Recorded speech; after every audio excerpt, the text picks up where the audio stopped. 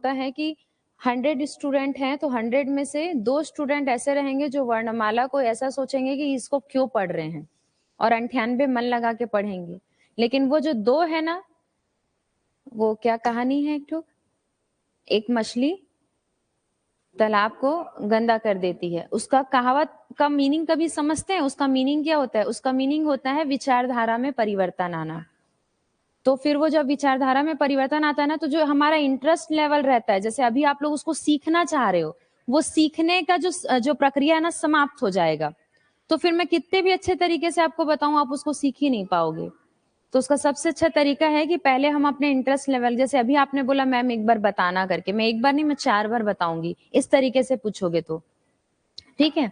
और वर्णमाला बहुत इंपॉर्टेंट टॉपिक है। खास बात यह है कि वर्णमाला हम कितना भी पढ़ लें, 90% स्टूडेंट वर्णमाला के क्वेश्चन गलत करके आते हैं। इसीलिए तो वर्णमाला आज तक आपके सिलेबस में अटका हुआ है। क्यों अटका हुआ है? कभी सोचे हो कॉन्सेप्ट इस चीज को कि वर्णमाला को क्यों रखा है उसमें सिलेबस में? गलत होता है, ठीक है। तो स्थिरता बहुत जरूरी है। हाँ, बस अभी शुरू हुआ है। गुड इवनिंग सभी को। धनेश, राकेश एक बार बताएंगे वॉइस क्लियर है आप लोगों को? तो आज मैं आप लोगों को वर्तनी से रिलेटेड वर्ण विच्छेद चालू कर रही हूँ, ठीक है। कल जब हम वापस आएंगे तो कल आप लोग एक बार अपने तरफ से जो मेरी पहले की क्लास है उसको देख कर आना वर्णमाला को। कल मैं आप लोगों को स्वर की चीजें बताऊंगी, क्योंकि व्यंजन में कुछ नहीं है। व्यंजन का जो मैंने आपको आज एक कोटेशन, एक लाइन दिया है, बस वही व्यंजन है, लेकिन उसको भी एक बार रिपीट कर लेंगे। स्वर को बताना ज्यादा जरूरी है, ठीक है। ठीक, चलिए इधर भी ठीक है बोल रहे हैं। हाँ बढ़िया, कमेंट तो दिखता है इसमें अच्छे से। इसमें सिर्फ मैं ही नहीं दिख रही हूँ, मतलब बाकी तो सब दिख रहा है। मैं भी दिख रही हूँ पर अंधेरा हो गया असल में।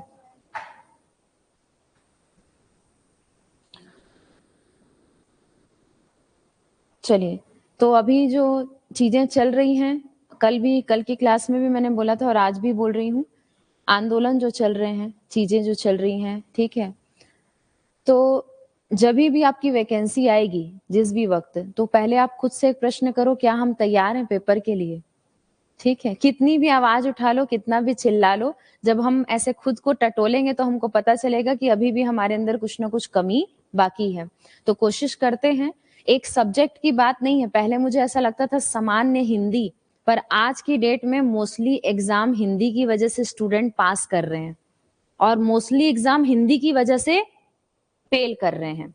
सही में ये सिचुएशन आ गई है। तो क्या है, मैं ये बोलूंगी, कल जो मैंने बोला था, एक विषय अगर आपका अच्छा हो, जैसे हिंदी में इंटरेस्ट है, हिंदी इजी लगता हो, बोल लो इजी, कोई दिक्कत नहीं है, तो आप उसमें इतने अच्छे से कमांड बना लो कि अगर 30 का आता है तो 30 में 30 बन जाए, 25 का आता है तो 25 में 25 बन जाए। फिर बाकी जो इधर उधर अदर सब्जेक्ट में नंबर होंगे, कोई दिक्कत नहीं है, ठीक है। तो कुल मिला के एक सब्जेक्ट में पकड़ बनाना बहुत इंपॉर्टेंट है। फिर उसके बाद आपको जो इजी लगता है उसके अकॉर्डिंग आप बनाते चलो, और सबसे आखिरी में आपको जो टफ लगता है उसको अटेंड करो, ठीक है। चलो, तो आज हम पहले कल का जो पार्ट अधूरा था, पंचमा अक्षर, उसको शुरू करते हैं।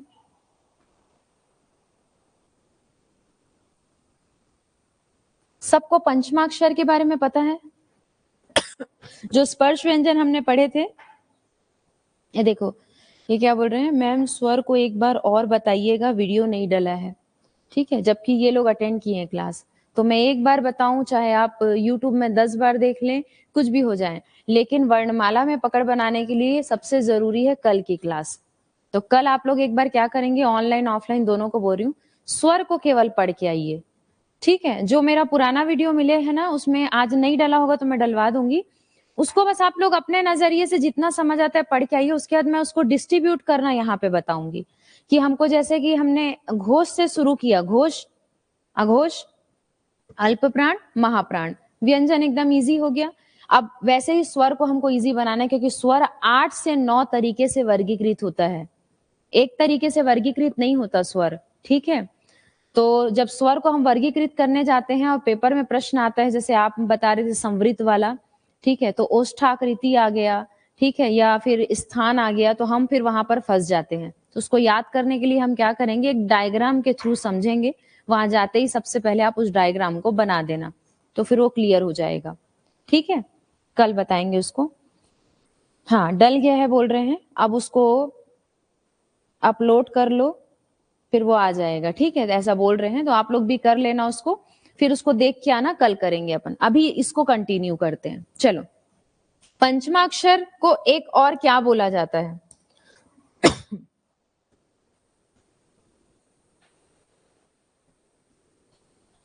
क्या बोलते हैं? अनुस्वार। एक होता है आपका अयोगवाह। अयोगवाह में दो चीजें आती हैं, अनुस्वार और विसर्ग। ठीक है, जो कि विसर्ग इस तरीके से दिखाई देते हैं।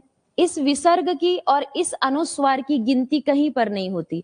ये स्वर में भी काम आते हैं और व्यंजन में भी काम आते हैं। अगर प्रश्न आता है पेपर में कि वर्णमाला में से ऐसे कौन से वर्ण हैं जो स्वर और व्यंजन दोनों में काम आते हैं, या फिर बोल सकता है कि वो स्वर और व्यंजन दोनों हैं, तो वो अयोगवाह है। अगर ऑप्शन में अयोगवाह नहीं दिया है, सिर्फ अनुस्वार दिया है, तो आप टिक कर सकते हो। अगर ऑप्शन में अनुस्वार नहीं दिया, सिर्फ विसर्ग दिया है, तो आप टिक कर सकते हो। ठीक है, क्योंकि जब हम ये लिखते हैं अतः, तो ये त क्या है आपका? व्यंजन है, और उसके पीछे में क्या लग गया है? विसर्ग। तो ये दोनों के साथ लगेगा। एक्चुअली में ये ऐसा भी नहीं है इसका कॉन्सेप्ट, ये त को भी आप तोड़ोगे तो यहां से क्या बाहर आता है? अ। तो हमेशा स्वर के साथ ही लगता है ज्यादातर, इसीलिए तो हम इसको कभी भी बचपन से पढ़े हैं तो कुछ इस तरीके से पढ़े हैं। अम और आहा बोल सकने के लिए, स्वर का सहारा लेने के लिए। ठीक है, तो इसको क्या बोला जाता है? पंचमाक्षर को अनुस्वार बोला जाता है। कौन कौन से होते हैं पंचमाक्षर?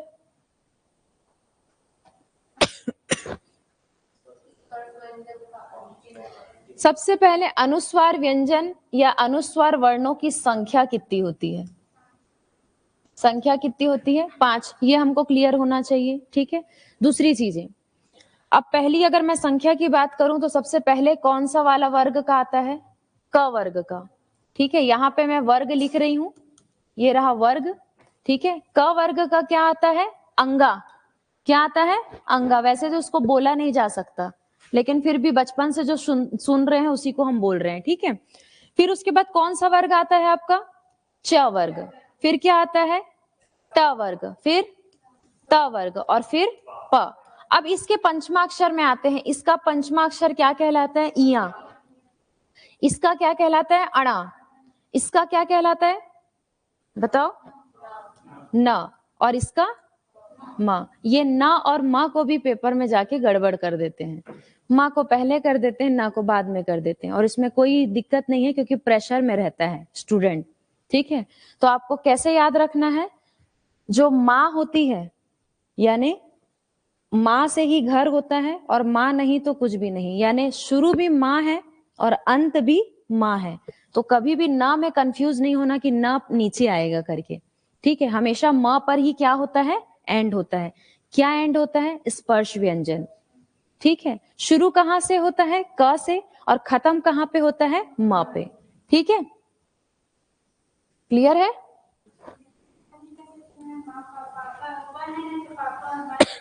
बिल्कुल कर सकते हैं। और एक चीज और याद रखना, ट्रिक कुछ भी हो, आप अपने तरीके से याद करने का, ये मेरे तरीके हैं, मैं अपने तरीके आपको अपना अनुभव साझा कर रही हूँ। आपको जो इजी लगता है आप उस ढंग से याद करो, लेकिन तरीका वही रखो जो आपके दिमाग में स्थायित्व बनाए। जो आज याद किया, कल याद किया और फिर परसों भूल गए पेपर देखते, वैसा तरीका नहीं अपनाना। ठीक है, तो हमारा जो वर्ग शुरू कहां से हुआ है? क से। तो कल हो चाहे आज हो, हमेशा अंत किससे होगा हमारा? माँ से। शुरुआत भी उसी से हुई है और खत्म भी उसी से ही होता है, यानी माँ के जीवन में रहते ही खुशियां रहती है, और माँ के जाने के बाद जीवन जीवन ही नहीं बचता, चाहे कोई कितना भी बोल ले, लेकिन जीवन अधूरा हो जाता है माँ के बिना। ठीक है, तो ये हो गया। अब बात करते हैं इसमें कि इसका क्या अर्थ होता है, क्यों मैं इसके बारे में आज आप लोग को पढ़ा रही हूं।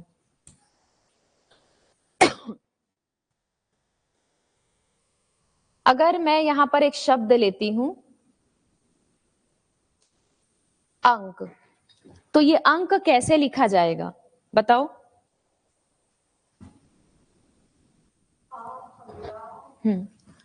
अ, बोलो बोलो। ठीक है, क। ये अब ये ऐसा क्यों हुआ है? तो ये जो अनुस्वार दिख रहा है आप लोगों को, ये अनुस्वार जो दिख रहा है, ये अनुस्वार किस में बदल गया है? पंचमा अक्षर में। यानी कि किसके पंचमा अक्षर में? क के। क का पंचमा अक्षर क्या है? अंगा। जब भी अनुस्वार को पंचमा अक्षर में बदलना हो, यानी ऊपर से बिंदी हटाने बोला जाए वर्तनी में, आपको बोला जाए कि वर्तनी में बिंदी हटाने वाला इनमें से निम्न में से कौन सा सही है, तो हमेशा इसको देखोगे आप। अंक लिखा हुआ है तो अंक का पंचमा अक्षर क्या होगा? अंगा। तो बिंदी हटा के हम क्या लगा देंगे? अंगा। इसको एक और तरीके से हम लिख सकते हैं। कैसे लिख सकते हैं? ऐसे। आपको पता होना चाहिए कि अनुस्वार और विसर्ग दोनों के दोनों आधे अक्षर होते हैं। कैसे होते हैं? आधे, पूर्ण नहीं होते। पूर्ण नहीं होने की वजह से वो किस रूप में आ जाते हैं? पदेन रूप में लिखे जा सकते हैं। तो अंगा में जो ये क है, ये किस रूप में है? ये पूर्ण रूप में है। क जो है पूरा है और जिस पर लगा है वो क्या है? आधा है। ठीक है, तो अंक को लिखने का तरीका समझ आया। अब ये अंक लिखे हैं, वैसे ही हम लिखते हैं अंग। ठीक है, एक एक एग्जाम्पल लेना था। चलो यहां पर से अब मैंने लिख दिया अंग। बताओ ये कैसे होगा? तो यहां पर भी क्या होगा? यहां पर भी यही आएगा। क्यों आएगा? क्योंकि ये ग है और ये क वर्ग का ही अक्षर है। तो कहने का तात्पर्य ये है कि क का जो पंचमा अक्षर होगा, या च का, या ट का, या त का, या म का, प का, जो भी पंचमा अक्षर होगा उस पूरे वर्ग के लिए इस्तेमाल होगा। क ख ग घ सब के लिए इस्तेमाल होगा। ठीक है, तो ये अंग हो गया। ठीक है, इसको भी हम इस तरीके से लिख सकते हैं। याद बस रखना कि बिंदी नहीं लगेगी। ठीक है, ये ऐसे लिख सकते हैं अंग। ठीक, अब अगर मैं यहां पर एक शब्द ले लेती हूं, घंटा। चलो बताओ। तो यहां पे कौन सा पंचमा अक्षर लगेगा? कौन सा वाला लगेगा? ये। तो ये ऐसे लिखेगा? नहीं। क्यों लिखाता है आधा? ये पेपर में आया था प्रश्न। क्यों लिखाता है? तो हमेशा ध्यान रखना, अनुस्वार कभी पूरा नहीं होता, इसीलिए हमेशा क्या लिखाता है? आधा। अब ये तो ऑलरेडी आधा है। ठीक है, तो यहां पर वर्तनी में हम सीखेंगे कि जो गोल पेंदी वाले वर्ण होते हैं और जो खड़ी रेखा वाले वर्ण, ये खड़ी रेखा है, ये देखो ये खड़ी रेखा के साथ है, और ये गोल पेंदी है, इसमें कोई डंडी नहीं है। तो जिसमें डंडी नहीं होती उसका आधा वर्ण के नीचे में क्या लगता है? हल का चिन्ह लगता है। कौन सा चिन्ह लगता है? हल का चिन्ह लगता है। समझ आ रहा है? और यहां पर कोई हल के चिन्ह लगाने की आवश्यकता नहीं है। तो बताओ वहां पे क्या त्रुटि दिखाई दे रही है? नहीं समझ आया भाई? त्रुटि ये है ना जी। हाँ, इसलिए मैं रुकी थी उस लाइन तक आते तक। यहां पर तो आपने आधा लिख दिया क्योंकि ये सिरो रेखा वाला है, पूरा पूरा पूर्ण रेखा वाला, तो यहां से हमने इसकी लाइन हटा दी और इसको आधा लिख दिया। लेकिन आप इसको कैसे आधा लिखोगे? तो इसको आधा लिखने के लिए क्या करना है? हमको हल चिन्ह का प्रयोग करना है। तो जब पेपर में आया था तो एक में हल चिन्ह नहीं था, एक में हल चिन्ह था और एक में अम की मात्रा थी। कंफ्यूजन हो गया और डायरेक्ट जो पहले आपने बताया वही लिख दिए हमने। तो याद रखना कि ये हमेशा आधा ही रहेगा। ठीक है, अब लाइन से जितने वर्ण बता रही हूँ सब में नोटिस करना कि आधा हो रहा है कि नहीं। जहां नहीं होगा आप लोग बताओगे। ठीक है, समझ आ गया ना? तो यहां पर सब में प्रयोग होगा, लेकिन याद रखना इसमें, इसमें और इसमें प्रयोग नहीं होगा, क्योंकि ये ऑलरेडी क्या है? डंडी वाले वर्ण है। ठीक है, क्लियर है? चलो अब बताना, सिर्फ फर्स्ट वाले को छोड़ के ना। फोर्थ में लिखने जा रही हूं पंच। पंच क्या आएगा? ई आएगा। और हलंत आएगा? नहीं आएगा। हाँ, रेखा है। देखो इसको मैंने यहां तक बताया और इसको छोड़ दिया। ठीक है, पर नोटिस करना मैंने गोला किसमें करके रखा है? सिर्फ गोल पेंदी वाले में, बाकी सब लाइन वाला है। तो सब सिंपल लिखाएगा, लेकिन सिर्फ किसमें लगेगा? हलंत, इस पर। ठीक है, ये पीडीएफ चला जाएगा, तब बाद में और अच्छे से नोट्स बनाना, अभी सिर्फ समझते जाओ जितने अच्छे से समझ सकते हो। पंच, दोनों के ऊपर क्या है, बिंदी नहीं है, दोनों आधा है, नीचे हल लगाने की आवश्यकता नहीं है, नहीं है ना आवश्यकता। ठीक है, चलो अगले वर्ण के बारे में बताओ, मैं जो लिख रही हूं वो।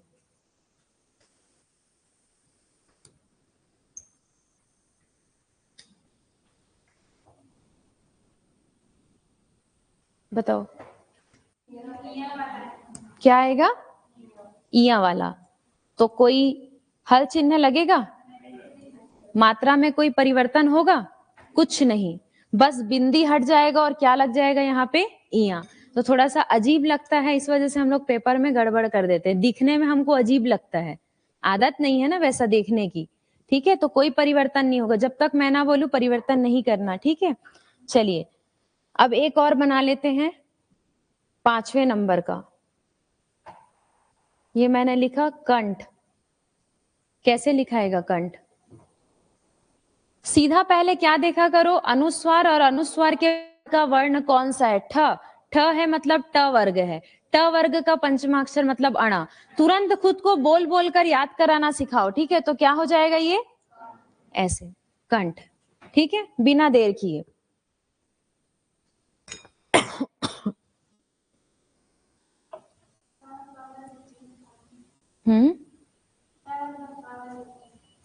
चलो अब इसका करते हैं, जो सबसे हमको सीखना बहुत जरूरी है। कौन सा नंबर था वो, 5वां।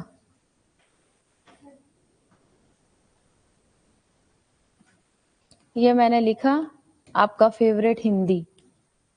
चलो इसको पंचमा अक्षर के साथ हमको लिखना है पेपर में। कैसे लिखेंगे, आधा ना आएगा तो कैसे लिखेंगे आधा ना को, मतलब कि ऐसे लिखेंगे। ठीक लिखा है, कोई डाउट नहीं। तो जब पूछते हैं कि ये सही है कि ये सही है, तो दोनों रूप सही है बोला करो। ठीक है, ये पंचमा अक्षर युक्त हिंदी है और ये अनुस्वार युक्त हिंदी है। दोनों में क्या डिफरेंस है, कभी पूछा जाए आपसे, आप हिंदी पढ़ रहे हो या कहीं पर बात चल रही है, अगर पूछा जाएगा कि हिंदी में से दोनों में से कौन सा शुद्ध है, तो दोनों ही शुद्ध है। ये पंचमा अक्षर के साथ वाला हिंदी और ये अनुस्वार के साथ वाला हिंदी है। ठीक है, क्लियर है। वैसे ही एक शब्द और लिखा जाता है, पंथ। सबको अब पता चल जाएगा, पंथ। ठीक है, चलो अब एक उसका कर लेते हैं, प वर्ग का। अगर मैं यहां पर लिखूं एक वर्ण अंबा, सबसे पहले अनुस्वार, अनुस्वार के बाद तुरंत देखना कौन सा वर्ग है, ब। ब वर्ग है लास्ट वाला, प वर्ग का। प वर्ग का पंचमा अक्षर लास्ट है मतलब म है, तो क्या हो जाएगा, अंबा। ठीक है, समझ आ गया यहां तक। ठीक है, ये पूरा जो कॉन्सेप्ट है पंचमाक्षर का, यहां से भी एक प्रश्न वर्तनी में हमेशा आता है, लेकिन गड़बड़ हो जाता है। ठीक है, अब कैसे आता है ये हम देखते हैं आगे। इतना आप लोगों को समझ आया कि नहीं, कि पंचमाक्षर का परिवर्तन जो हमने सीखा, और दूसरी चीज ये वाली चीजें जो ये नीचे लग रहा है। नीचे क्यों लग रहा है, क्योंकि जो लिख रहे हैं वो आधा है, आधा होने के कारण पूर्ण वर्ण को नीचे लगा देते हैं सहारा देने के लिए। पदेन रूप में पूर्ण अक्षर क्यों लगता है, क्योंकि झुकता वही है जो हमेशा बड़ा होता है, पूर्ण होता है, परिपूर्ण होता है। जिसके अंदर घमंड होगा, कपट होगा, छल होगा, वो कभी भी अकड़ में ही रहेगा, वो कभी झुकना नहीं चाहेगा। इसीलिए बोलते हैं कि अधूरा ज्ञान और आधे अधूरे अक्षर हमेशा अड़े हुए रहते हैं। ठीक है, और जिसके अंदर विनम्रता है वो हमेशा क्या रहेगा, पदेन रूप में रहेगा। ठीक है, क्लियर है। चलो आगे बढ़ते हैं थोड़ा सा और इसी पेज में। अब आप लोग लिख सकते हैं मेरे साथ, सबके सब लिख सकते हैं, एक लाइन छोड़ के। नोट है ये,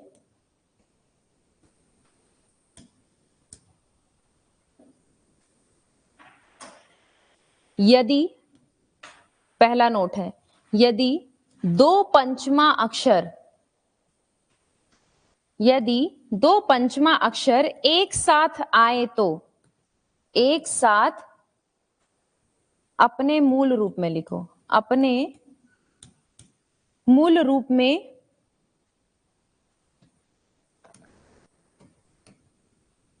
ही प्रयोग होते हैं। यदि को हटाना पड़ेगा। दो पंचमा अक्षर एक साथ अपने मूल रूप में ही प्रयोग होते हैं, ये सही जम रहा है। दूसरा लिखेंगे, पहले इसके उदाहरण को समझ लो। कैसे बोलना क्या चाह रहा है, जैसे कि मैंने लिखा अक्षुण्ण, अक्षुण्ण, ठीक है। पहले लिख देती हूं, निम्न, अन्न, चम्मच, ये पूछा गया था, जन्म। बताओ इस लाइन को लिखने के बाद क्या समझ आ रहा है, ये जो सब लिखा है उससे?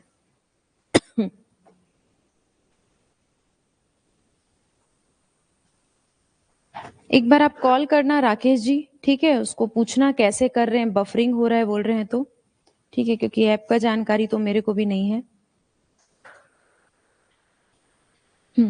दो पंचमा अक्षर एक साथ अपने मूल रूप में ही प्रयोग होते हैं, इंपॉर्टेंट लाइन है ये। यहाँ पे कभी भी कोई पंचमा अक्षर परिवर्तन नहीं होगा। क्यों नहीं होगा? क्योंकि अगर मैं देखूं ये अणा है, ठीक है, तो ये जो है वो इसका पंचमा अक्षर ये खुद ही है, तो ये अधूरे रूप में ही रहेगा, ठीक है। अगर मैं देखूं यहाँ पे म लगा हुआ है और पीछे न है, तो दोनों अलग अलग है। न जो है वो किस ग्रुप का है? त ग्रुप का है, और म जो है वो प ग्रुप का है। तो फिर आप कैसे लिखोगे? तो जब भी दो पंचमा अक्षर एक साथ आते हैं एक ही लाइन में, तो वो नॉर्मल आते हैं, जैसा वो लिखाते हैं, यानी एक आधा रहेगा और एक पूरा रहेगा, लेकिन इसमें बिंदी में परिवर्तन नहीं होगा, यानी कि अनुस्वार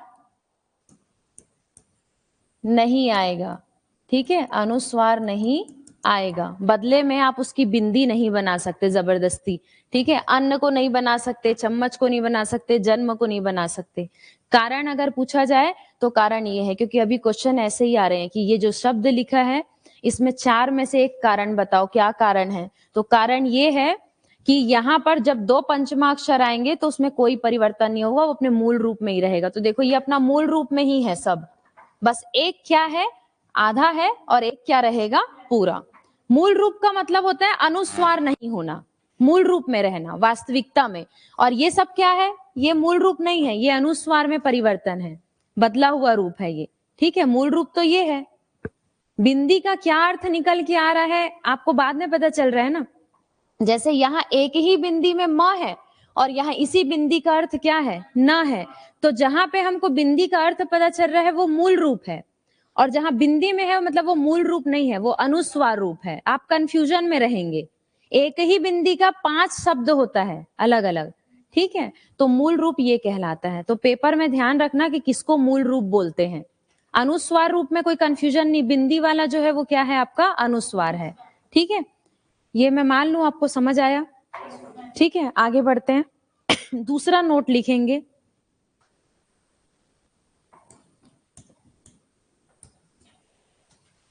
नोट नंबर 2 डाल लो और नोट करिए मेरे साथ।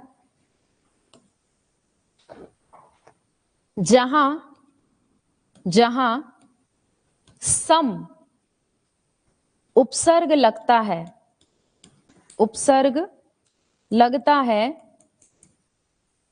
वहां म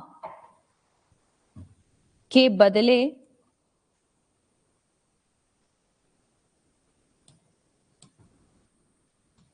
अनुस्वार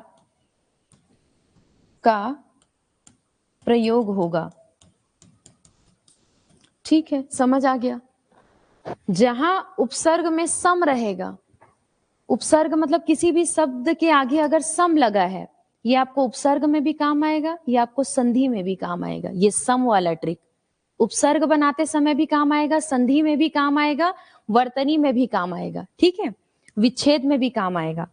तो जब सम उपसर्ग की बात हो रही है तो सम उपसर्ग लगता है, तो वहां पे कौन से वाले म की बिंदी बना रहे हैं? आधे म की, बाकी चीजें वैसी की वैसी रहेंगी। चलो बना के देखते हैं।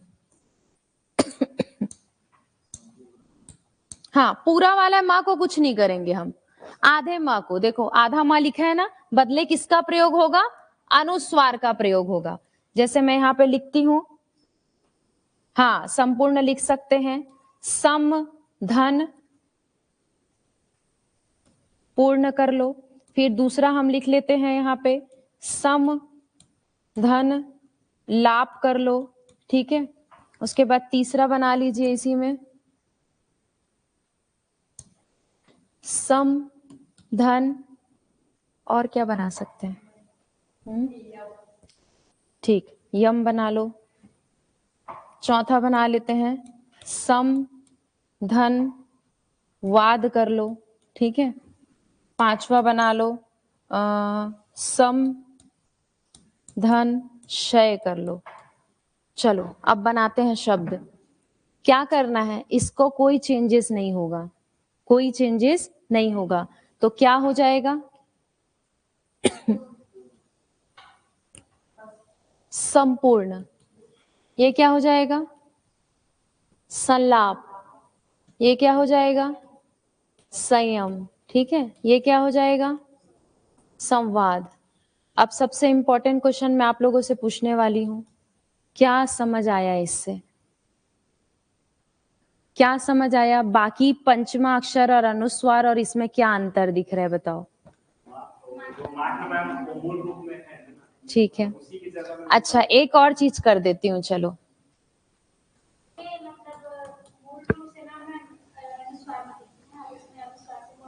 नहीं बेटा, अभी ये मेन जो आपका टॉपिक है यहाँ से चालू हो रहा है। उसके जगह में वो चार माँ के अलावा बाकी चार नहीं आ सकता। नहीं, अभी भी मैं संतुष्ट नहीं हुई। अच्छा देखो, संपूर्ण ऐसे लिख सकते हैं कि नहीं? तो बाकी को मैं क्यों नहीं लिख सक रही हूँ? बाकी में मैं क्यों नहीं लिख सक रही हूँ? कॉन्सेप्ट को समझो, सीखना तो है, एक दिन में सीखे चाहे 2 दिन में सीखे। मैं इसको ऐसे क्यों नहीं लिख पा रही हूँ? मैं इसको ऐसे क्यों नहीं लिख पा रही हूँ?